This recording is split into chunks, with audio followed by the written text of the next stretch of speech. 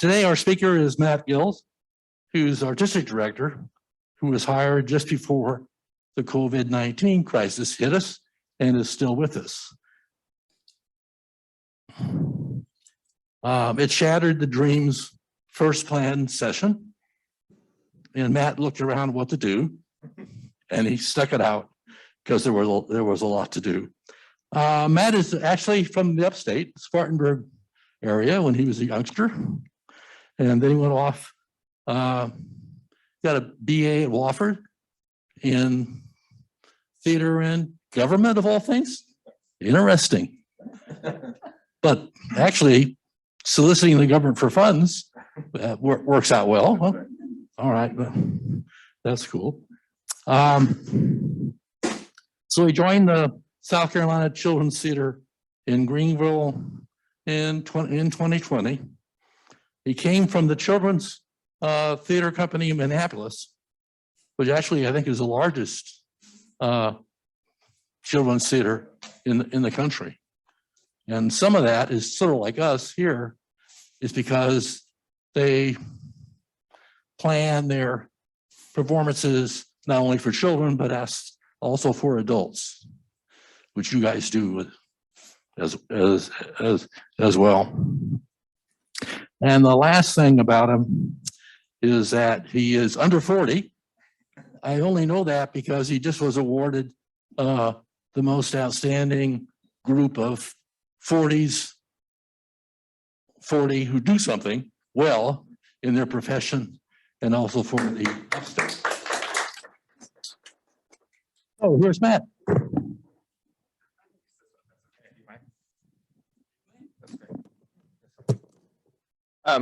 Great. I will. I'm going to sit first, and we're going to chat, and I'll turn the lights off when we get to the time for that. Perfect.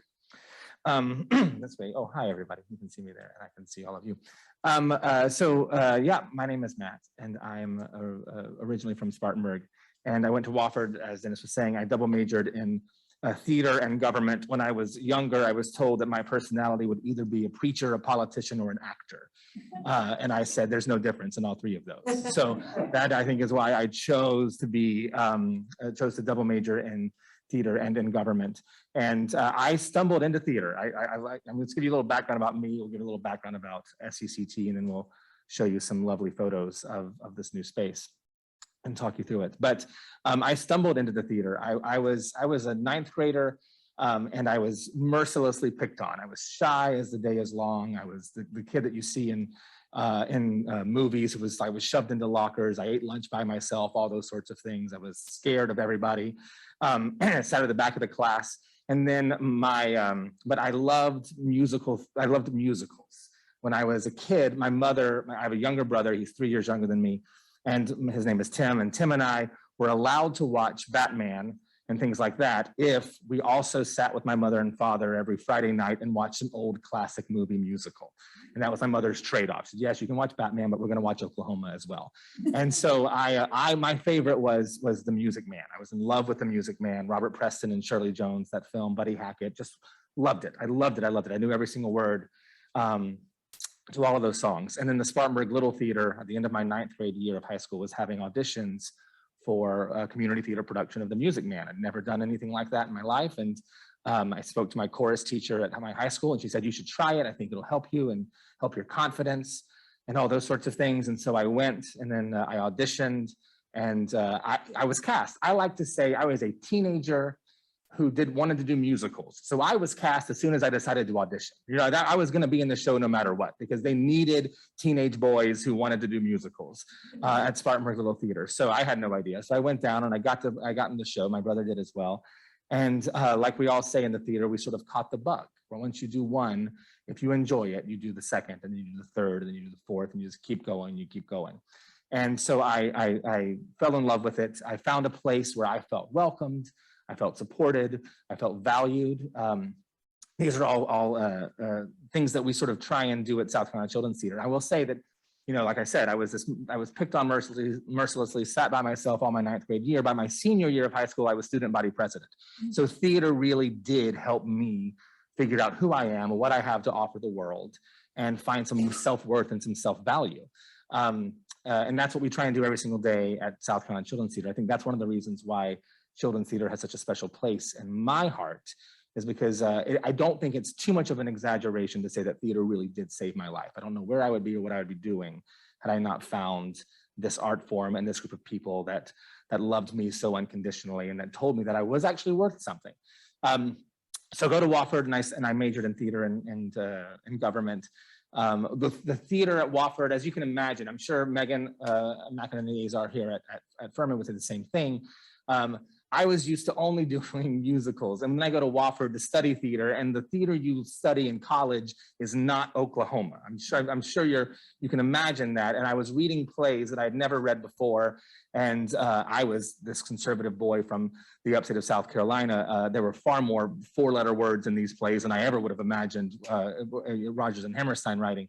And it was a rude awakening. And I sort of questioned, is this really what I want to do? Is this the field I want to go in? But I couldn't get away. It was one of those things, right? I couldn't get away from the theater. I kept trying to run away and do something different, and I couldn't. At every turn, something would push me back in that direction. And so I graduated Phi Beta Kappa from Wofford with those 2 degrees and or those 2 majors, and didn't know what I wanted to do. And the Spartanburg Youth Theater, which is a small, they're all youth productions. All the cast are all young people. The crew is all young people. The stage men, the only adults on the show are the directors. Spartanburg Youth Theater was looking for an artistic director, and I obviously had worked with the Spartanburg Little Theater and the Spartanburg Youth Theater during my youth times, and they called and they said, "Are you interested?" And I said, "Sure, yeah, I'll try that." They said, "We don't have health insurance." And I don't care. I'm 22. I'm fine. So I took that job, and I worked for 2 years, and I loved it. I had no idea what I was doing. I think back about being 22 years old and trying to run a theater. Some of the students were 18, right? They were seniors in high school, 17 and 18 years old. I was 22, 23 years old. So they were more like my friends than students under me. And I decided I can't do this anymore. It was time to try something else. I knew I had that sort of voice in the back of my head that said, you're only good at this because you've only done it in Spartanburg. That's the only reason you're good at making theater, is because you've never lived anywhere else. You've never gone, you've never traveled, you never tried to make it somewhere else. And so I knew I had to silence that voice once and for all. And so I decided to just apply to theaters across the country, mainly for internships and fellowships. There's a lot of internships and fellowships at large resident theaters. Most major cities, as I'm sure some of you know if you've traveled, have a major theater. Dennis was talking about Milwaukee. Milwaukee Rep is there. Minneapolis, where I was, has many. And this all happened during the 40s and 50s, when Zelda Fitzhandler and her husband said, you know what, we're tired of going to New York to theater. The theater should be everywhere. And they founded what is now Arena Stage in Washington, D.C. And they talked to their friend Tyrone Guthrie, who was in Minneapolis, and they said, you should do the same thing in Minneapolis. And Tyrone Guthrie founded the Guthrie Theater in Minneapolis, and he talked to his friend Bagley Wright, who was a philanthropist in Seattle, and said, you should do the same thing in Seattle. And they founded Seattle Rep. And that's when all these sort of regional theaters percolated and popped up around the country. The idea being that you shouldn't have to go to New York. It's easier for somebody from rural Washington to get to Seattle than it is to see a play than to go to New York to see a play. And so I decided to go do an internship at Seattle Rep, was hired to do an internship in the education department for $200 a week. And I had no idea, and moved to Seattle, which is a lot more expensive than $200 a week. And I was doing the internship, and about 4 or 5 months in, I got called into the HR director's office, and knew I was in trouble for something. I had no idea what.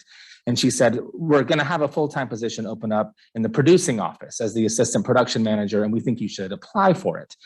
Do you want to apply for it? And I said, absolutely. And she said, do you know what it does? I said, I have no idea, but I'm sure it pays more than $200 a week.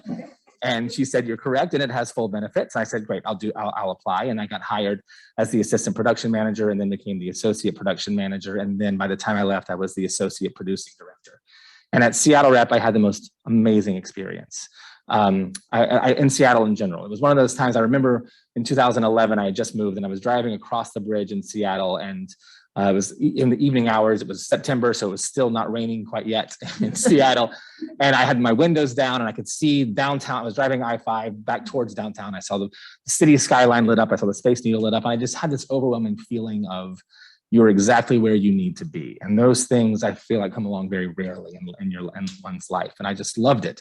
Had a great time, got to teach at Seattle Children's Theater, which is a massive children's theater in Seattle. And got to work on some really great projects while I was at Seattle Rep. We were the first theater that produced Come From Away. I don't know if any of you have seen Come From Away or heard of this musical, but I got to work on that. I got to work with David Byrne, who is a part of the Talking Heads, if you know David Byrne, and got to work on some really phenomenal and amazing projects that I loved. And just cemented again how much I love being a part of the theater. And then I said, it was time to leave Seattle. You know, those things, everything in life has a season, and it was time, I felt, to leave Seattle. The main reason was because my girlfriend said she was leaving Seattle. So I said, all right, well, where are you gonna go? And she said, I'm gonna go to Minneapolis, because that's where she was from, and she had a job offer at a theater just outside Minneapolis. She's a teaching artist. And I said, okay, well, I will look. I'll start looking for jobs in Minneapolis. And again, as if by fate, right as I started looking, Children's Theater Company in Minneapolis was trying to hire a general manager. And a GM in theater is very different than a GM of a baseball team or something like that. You know, my job had half of it, which I won't speak of, which was just terrible because it was boring. But the other half of my job, so Children's Theater Company is run by a man named Peter Brocious. And Peter Brocious is the artistic director there. And Peter believes that one of the biggest travesties of the American theater is we don't write good work for young people. We don't write good plays as a general rule for young people. They're not good, they're old, they don't speak to young people's concerns. So Children's Theater Company is one of the biggest generators of new work in the entire country. Of all theaters across the world, Children's Theater Company generates more new work than most. And so part of my job was to negotiate those deals. I was flying to New York and in high rises, dealing with lawyers and agents and haggling over how much we were going to pay people, or I was on the phone with Universal Studios in California trying to get a deal to adapt their 1980 animated feature into a Broadway musical. And I loved that too. That was super interesting and something I'd never done. But right when I moved to Minneapolis, Debbie Bell at South Carolina Children's Theater called me. I've worked with SCCT a few times before I left. I'd worked with them. They brought me back a couple of times when I was living in Seattle to do a few projects. And Debbie called and Debbie said, you know, Matt, we're about to open this brand new facility. This was 2019 when she called. And we're starting to think about the long-term future of the organization. And what do we want the organization to be? And what does SCCT want to be? What does Greenville need from its children's theater? And we keep coming back to you and we keep wondering if you would be willing to come back and talk to us about assuming artistic leadership of the organization. And I'll never forget it because one of these calls happened right as I had just left one of these high rises in New York where I was haggling over specific financial deals for a specific playwright who didn't like what I was trying to get him to do. And I just had this moment, right, where I was like, I have two paths I can continue on. One, I can stay here and keep working in this field and keep doing these sorts of big deals for big shows, or I can go back to a community that I genuinely believe in, where my family still is, work for an organization I love and try and make a difference there, which to me felt more, just more enjoyable, to really get to invest in a community, invest in people around me. You don't get to do it when you're dealing with agents all the time. Good Lord, you don't get to do it when you're dealing with agents. And so so Debbie and I continued conversations. It was months and months of us talking and me calling her in the middle of the night saying, well, I have to have this. If we're gonna do it, I have to have this. And her calling me in the middle of the night saying, well, I can't give you this, but I can give you this, right? And just back and forth of these conversations. And then we settled on it. It was Christmas. It was Christmas of 2019. I was in her house right before, almost late to get my plane back to Minneapolis. She invited me over and we sort of finalized the situation. And I went back and I gave my notice at Minneapolis, and I gave plenty of notice. And I said, you know what, I'm not going to leave until the beginning of March 2020. And I'll never forget, I was part of the senior leadership team at Minneapolis and CTC. And one of my last senior leadership meetings, we said, you know what we should do is this COVID thing is starting to sound real. We should establish a COVID-19 task force to figure out what our contingency plans are here in Minneapolis producing theater. And I left that meeting and I called Debbie at the Children's Theater here. And I said, Debbie, we're establishing a COVID task force. I think you need to do the same. And Debbie said, what is COVID-19? I've never heard of this. And I was like, well, you need to start reading because it's going to come. And the entire I drove down from Minneapolis, and I picked a few spots. I was seeing some friends in Chicago. I was going to Louisville to do a bourbon tour because I'm a big bourbon aficionado or enthusiast. I'm not an aficionado. So I had all these plans, and at every step of the way, everything started closing. The morning I left Chicago shut down. The evening I was in Louisville shut down. And I called Debbie. I said, we really need to have a conversation about this. And I got into town, and my first day of work was March 16th, 2020, which is the day we shut everything down. I walked into the office, and for the first day, I said, hello, staff, we're going to close. And we canceled everything. We were in rehearsals for a show. We were in performances for a show. We canceled it. We were in classes. We canceled all of them.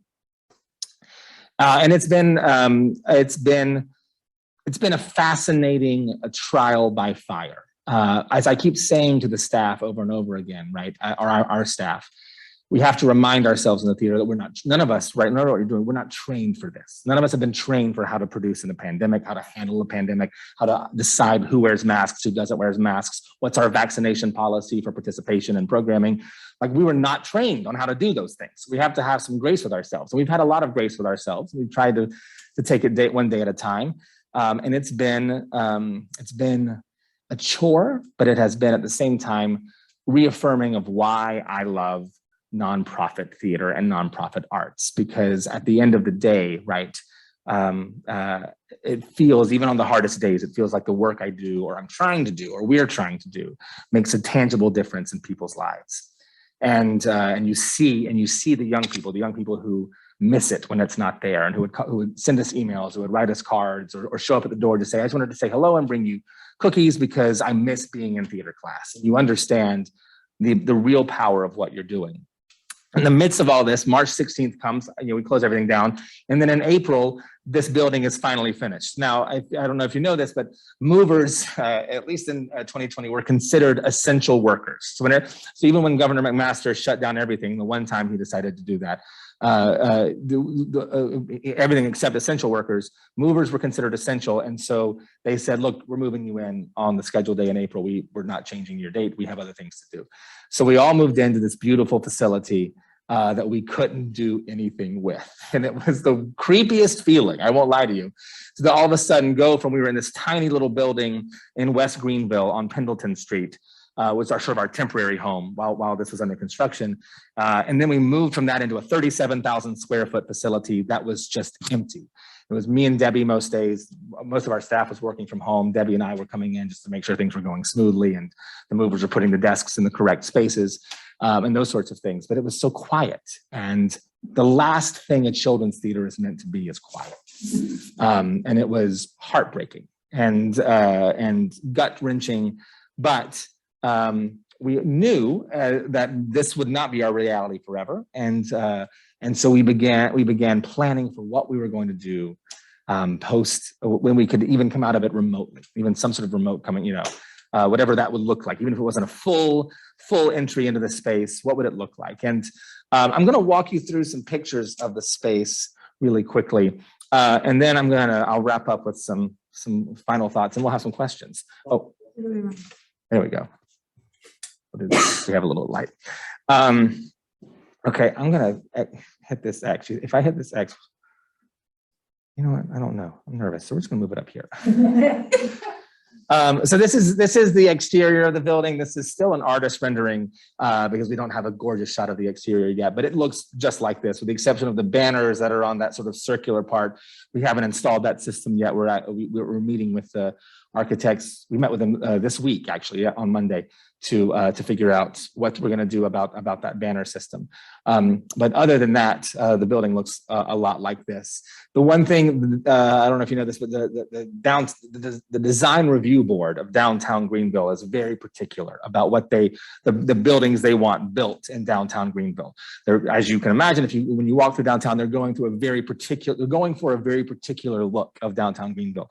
And the one thing they didn't like about the initial architect's rendering was that it was too gray. and they said, we want more color. And that's when these panels of blue and green and yellowish windows came in. That's when the banner system came in. These blocks, which you can kind of see here, these colorful blocks they're orange, green, and blue, and they light up when the sun shines through them. So that gave us a much more color. But it's a beautiful exterior right in downtown West Greenville, the village, the west end of Greenville. And when you drive by it, you can't help but notice it, because it is pretty massive.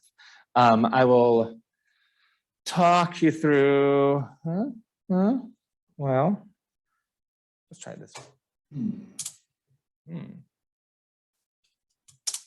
There we go. We'll do this way. So just some capital campaign highlights. I'll walk you through sort of the building and how it all came about. Josephine Curitan had this land. She lived in a house that was right next to our old metal headquarters.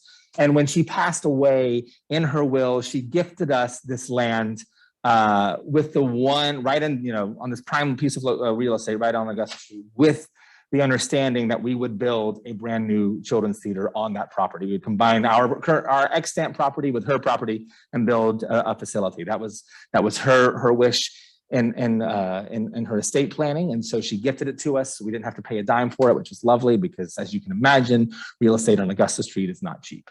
And so we began the quiet phase of the capital campaign in 2015. This was just mainly Debbie reaching out to key donors, key vested interests, to get them on board, get them excited about the facility. The public phase started in 2018, which is when we did the groundbreaking on the facility. And then it opened in April 2020. It was a very fast build. It went a lot quicker than we thought it would. And even the builders, our builders are Triangle Construction, and Triangle was very surprised at how quickly the build process went, only again to open in the middle of a pandemic, so it didn't do us any good that it was quick, but it still opened in 2020. It cost $14 million. That was a total sort of cost, construction cost. The number is a little bit higher than that now, because we're going back and we're sort of re-adding some things that were value engineered out, as tends to happen, in the early stages of a building. You start saying, well, we don't need that. And then you open, you're like, actually, we did need that. And so we've been adding some of those things back. But the basic cost of construction, as we think of it, was about $14 million. We did our first classes as summer camps in the pandemic. We did fully masked, reduced capacity, socially distanced summer camps. We literally had dots on, we went in with tape measures and we measured out in each classroom and put dots on the floor as to where the young people could stand. The 5-year-olds did not like it, and they did not often abide by it, but we did our best. And but it was all reduced capacity. But we were able to open up, and we had a great summer of inviting students into the space. And then our first production was a production of Go Dog Go, which we did in February of this year. And again, we did it for 30% capacity. Our audiences, everybody was masked. Our actors were fully masked, all those sorts of things. We only sold 90 seats. And we manually seated the houses to keep everybody 6 feet apart. It was a feat just to even do anything. And then we did a few more productions like that over the course of, as the vaccines were beginning to roll out. I'll give you some highlights of the space. So we have a lobby and a main stage. The main stage has 299 seats. I'll show you a picture of it in just a second. And a gorgeous lobby. It has a proscenium. It's a standard proscenium structure of a space, right? Just like any other theater that you'd go into. We also have a second stage, sort of black box space, like similar to the warehouse. Very flexible seating. We can do whatever we want in there. The capacity for that space depends on how we set the seating up. We can get it could be as low as 100, could be as high as 200 based on how we do it. We have 3 classrooms of varying sizes, 3 dedicated classrooms. We also do classes on the main stage. We do classes in the second stage, but we have 3 rooms that are specifically for classrooms. We have 4 very colorful dressing rooms. We did it colorful. They're orange, teal, blue, and green.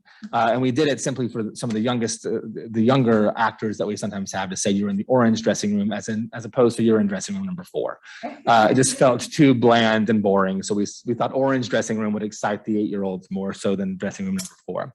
We have dedicated costume storage, which we've never really had. We have a costume workshop, which includes laundry. We used to take all of our costumes home and launder them in our own various washers and dryers. We have office space for all of our SECT staff, which is fantastic. And then the one that which I know is going to seem silly, but we're very excited about, is that we have more bathrooms than we could have ever hoped for. Because back in our old warehouse, we had one. We had one in our old metal structure. And so when you have a cast of 30 rehearsing Annie and you're all standing in line to use one restroom, now we have restrooms galore and stalls everywhere, which is fantastic. I will show you some pictures now. So this is the lobby. This is the interior of the lobby. You can see those colorful windows that you saw on the exterior picture. This is sort of set up for an event that we were doing. But it's our donor wall, which is to the left where those other windows are. You can't see the donor wall because it's facing inward, but it's just a very large, gorgeous open space that kids love to play in. We have very little furniture in there intentionally, because as you can imagine, when young people walk into a lobby space, they tend to sprint, they tend to run away from mom and dad a little bit. So we didn't want too many tripping hazards. So it's a very open space that has our box office, has our concessions, which we're obviously not selling concessions right now out of safety because everyone's still wearing masks in our space. But it's a beautiful lobby space that we'll have parties in, we'll have events in, but it also serves as a great space prior to the show.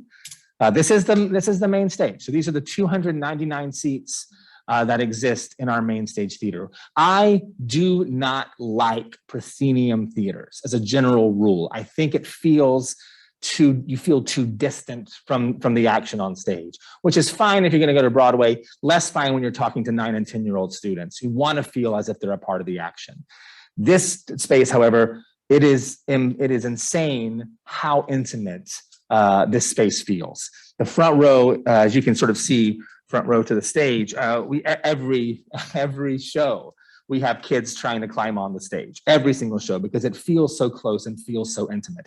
The balcony are the best seats in the house, I would argue, or the front seat of that little parterre section, behind that railing on the orchestra level, if you're looking for the best view of the stage. But every seat feels very intimate, which I love, because I genuinely, like I said, don't love proscenium spaces when you're talking about children's theater, but this space works perfectly for it. And everybody feels a part of the action. I'll show you, this is the stage with a set on it. So this is what the stage looks like when it has full scenery on it. This is from our production of Spookly the Square Pumpkin, the musical. Some of you may know the books, Spookly the Square Pumpkin. It's about a pumpkin who is square in a round world. And it's a beautiful story about othering and how we have a tendency to admonish those who look differently than us. We just produced it. It closed on Halloween. So on Sunday, my parents ushered for it. They came in from Spartanburg to volunteer to usher. Because again, it's a whole show about just how about bullying and about acceptance and loving who you are and also loving everyone around you. And my dad afterwards, we got a beer. And my dad said, Matt, I'm really glad that the young people in the audience got to hear that message, but I'm even more glad their parents got to hear that message right now. And I was like, yeah, that's very true, Dad. It's very true. It was a lovely little show. So you can see, this is what the stage can look like. We shrunk the stage a little bit. So these two fence walls on the side, these sort of vertical fence structures helped make the stage smaller because it was a smaller cast show. So we wanted it to feel more intimate. But the stage is massively large. It's massively deep as well. It has 4 automated hoist systems so that fly scenery in and out, and it's controlled by it used to be, if you've been backstage at a theater, it was a flyman where you saw all the rope systems. It was based off old sailing ships. And it would be a flyman pulling up and down on those ropes to fly scenery in and out. Now more and more theaters are going to a motorized system to just make it more accessible, because you have to be a certain level of strength to operate a fly system. Now anybody can just sit there and help and can control it through our remote control panel on the wall. But 4 variable hoists that help us fly scenery in and out. That's what actually the big painting, the big drop on the back was hung on one of those. So we could get it just the right height. And all of this was designed and built and painted in-house by our, the designer is from Atlanta, but the painting and the construction all done by our employees and volunteers. This is our flexible black box space. Taken from above, you can see all the tape on the wall, on the floor. That's for rehearsals for Annie that we're doing right now. So that's just sort of to show the cast where the set will be when they actually go onto the stage, so they can sort of rehearse around an idea of, oh, this is where the stairs are, and these are where the columns are. It's amazing to watch, like these little circles right here. These are the columns in Daddy Warbucks' mansion.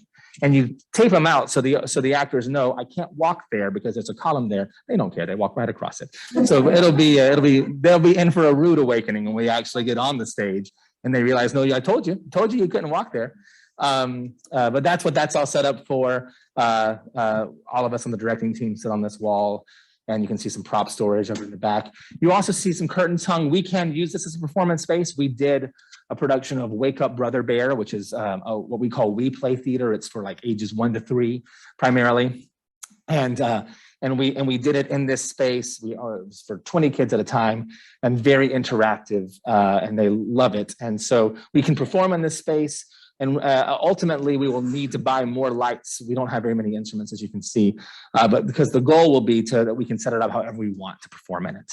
But right now, it's primarily a rehearsal space, a classroom space, and we will do a couple of small productions in this space once but we'll do more once we can fully flesh it out and buy a few more bells and whistles for it. This whole space was value engineered out initially. It was supposed to just be sort of a blank room that we would then build as we go, but we were able to add it back in and begin to start some construction on it so that it was usable once we moved in.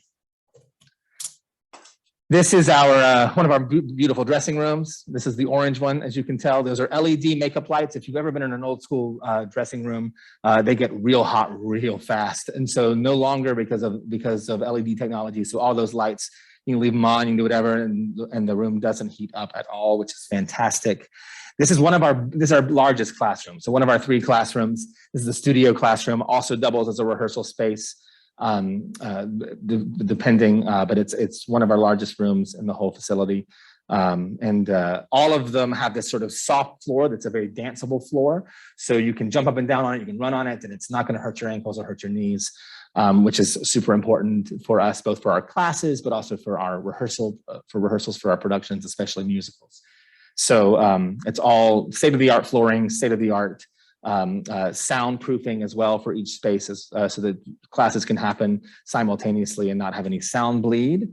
What's next? Oh, this is our costume storage. So I only show you this because this is the top. This is the top of the building. This was not meant to be built at all. It was just going to be, you know, where all of your ductwork and everything was. It was just going to be sort of an attic space. And then we were talking to the architects about how many costumes we had, and our architects and the people at Triangle sort of sat down and said, you know, we think we can build you a climate-controlled space upstairs that's just these rack systems you can just hang everything on. So we were planning to have it all off-site and bring it in, but because Triangle and our architects at Craig Alden Davis were so kind and so supportive, they devised the system themselves and added it in just as sort of an add-on, just like here, because we like you. And it goes, you can't even see, but it goes all the way back and all the way down to control or to hold all of our massive costume stock. And then this is our season, just so you have it. And there's all the pictures of the space. This is what we're doing. Like I said, we just did Spookly, the Square Pumpkin. We're doing Annie in rehearsals for Annie now. Then we'll go into Robin Hood. It's a phenomenal adaptation of Robin Hood. It's by a Brit named Greg Banks. Greg and I got to be friends when I was in Minneapolis at CTC, because he writes a lot of plays for Children's Theater Company. And it's a fun, super interesting take on Robin Hood that we're going to set in Depression era Appalachia. So it's going to be sort of a Southern, fascinating take on Robin Hood with music, and it's going to be a lot of fun. Then, of course, Cat in the Hat, and then the Sound of Music. If I move this, you would see it. The Sound of Music in May. There we go. And we're going to do a very sort of not modern take, obviously, because the show is set. You have to have Nazis, but we're going to do a very sort of interesting take on the show, and we're going to just sort of to make it feel, because I feel like the message of Sound of Music feels very relevant right now in 2021, the 2021 world that we live in 2022 world. So we're going to take an interesting take on that show that we're really excited about presenting to the upstate. So that's what's happening there. I'm going to open it up to any questions you may have before I wrap us up. Any thoughts or questions? So we're going to alternate between those on Zoom and people here. You can go ahead and start, Dennis. Okay, here I come. We get the real thing. I was fortunate enough to be in the theater when they did the D-Day documentary there. Oh, yeah. But what are the volunteer opportunities at the theater? That's so great. I actually have a sheet here that I'll give you. You're welcome to take. We always do volunteer ushers for all of our shows. We do things like sort of mailing parties where we put mailing labels on all our postcards that we send out and those sorts of things. We have set construction or painting opportunities or some costume sewing and those sorts of opportunities. So there's a whole host of things that we do that we have volunteers for. We couldn't do it without them. But I have a sheet I'm happy to give you before I leave today that sort of details all those and who to contact for each of those. Yeah. Jessica, do you have one? Not at this point. I'll see if I can kind of prime the chat, but you go ahead. Okay, here we got one here. Along with our grandchildren, we are super fans and try not to miss an event. One question we did want to ask about is the parking. Yeah. That's a challenge. We're wondering if it's filled with people who are not at the theater. Is that what kind of the issue? That's a great question. So so there's a parking lot attached to if you've driven by it. And actually the city of Greenville was not happy that we put any parking in. They wanted us to have zero parking because it took up valuable real estate and they don't think it's pretty to look at. So what they gave us was more than what they wanted to give us. But primarily, we do allow people to park in there on the weekends if we're not producing, and we partner with a company for people to pay. But when we are producing, we close it off. But the first access is given to our volunteer actors because we don't pay our actors. We're looking at changing that model actually, but that's a different conversation. But right now, so it's our volunteer actors and our volunteer crew sort of get first dibs, and then it's open to whoever else. But the city of Greenville assures us that they are going to take care of parking in the West End, and I will believe it when I see it. But they assure us that it is on their plans. Jessica, anything? Okay, back here. All right, I'm going to follow up on Sally's comment. Sure. We went to Go Dog Go and you had a staff person out there screening cars as they came in. Here's my ticket. Oh, come on in. Yeah, totally. For Spookly, not that I can't afford a $5 parking down the street. Yeah. But boy, if you're counting on parking in that lot, Yeah. it's cutting it really close if you get shut out. It's really hard. Yeah. Yeah. And we had planned to staff. That was one of the, for Go Dog Go, we always had one or two board members who filled that parking lot attendant. And then for Spookly, when we put out our list of volunteer opportunities, that was the one job nobody signed up for. And I'm sure it's because no one likes turning people away. It's not a pleasant conversation, but we tried to do it for Spookly, but no one signed up to do it with us. You need to volunteer to do that. That's right. Yes. Also longer term, when County Square disappears, there's going to have to be major parking, but it won't be free. That's right.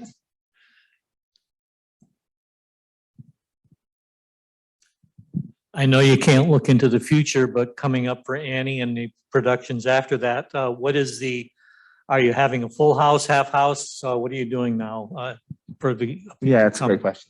So we are at full houses right now. We're still at fully masked. We're still fully masked. For Annie, it's a fully vaxxed company. So every actor and volunteer and crew person and creative person on Annie is fully vaccinated. And so Annie will be so we're following sort of Actors Equity, which is the actors union in professional theaters. We're following their guidelines, which are if you have a fully vaxxed company and you test once or twice a week, those actors, you can then perform without masks on.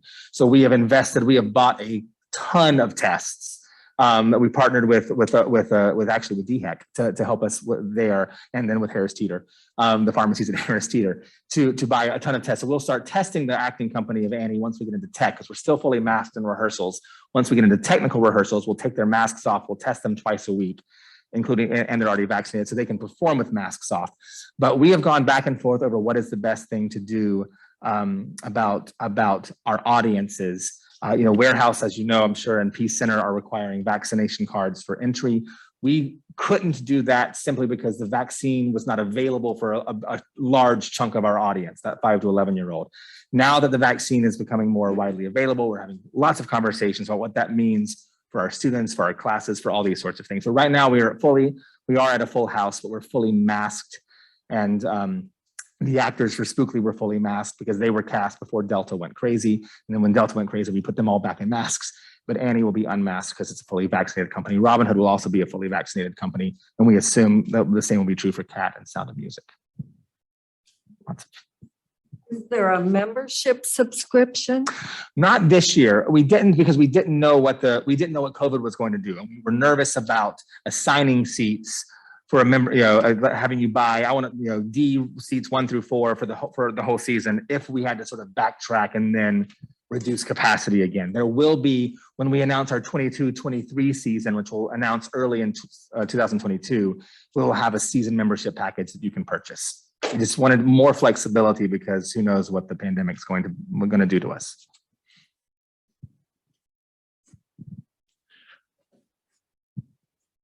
Does your audience draw just from Greenville or from outside of the area as well? Most of our audience, we call them, we have a lot of 01s and 09s, right? We have a lot of 29601ers and 29609ers who come to the theater. But outside of that, we do have a pretty wide draw. We get from Anderson County, from Spartanburg County, people who are committed and come over. We have even some people from Western North Carolina who make the trek down from Hendersonville area. But a lot of it is Greenville County centric. And that's a long, I'll come back one day and we'll have another conversation about the future of SCCT, because we have a lot of conversations about how our name is not Greenville Children's Theater, our name is South Carolina Children's Theater, and how do we better serve the youth across the state of South Carolina, so that we have a wider reach and reach more young people and more audiences. But that's a conversation for a different day.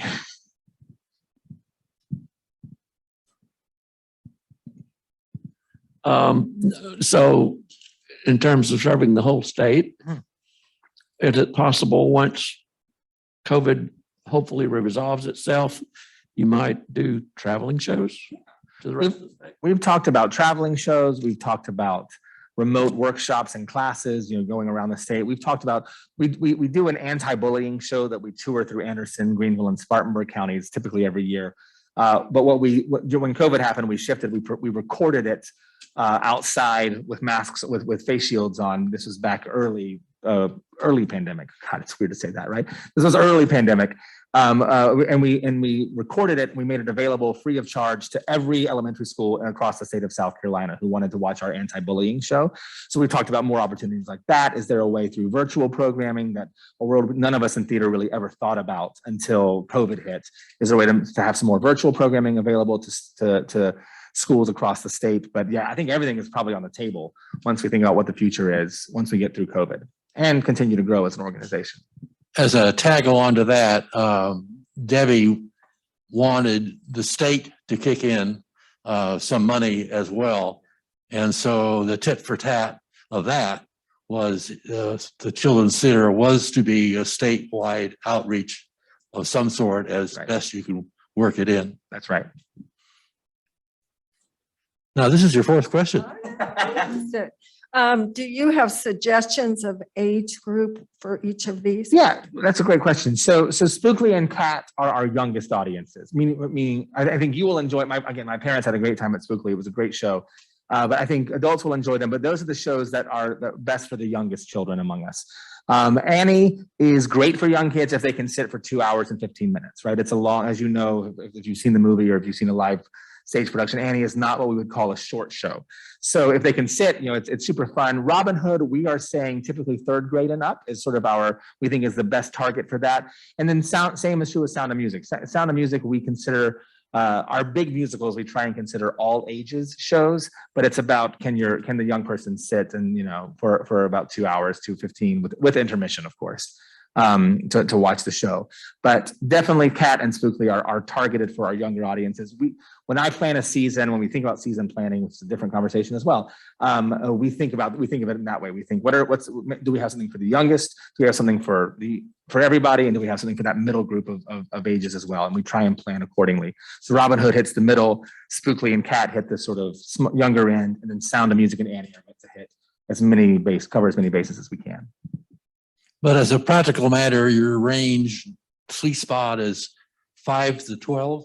Yeah, I would say probably when it comes to, I think, what we used to say at Children's Theater Company in Minneapolis is that we were a theater for multi-generational audiences. We didn't like saying we were a children's theater. We like saying we were a theater for multi-generational audiences. Everyone will enjoy what we have to do.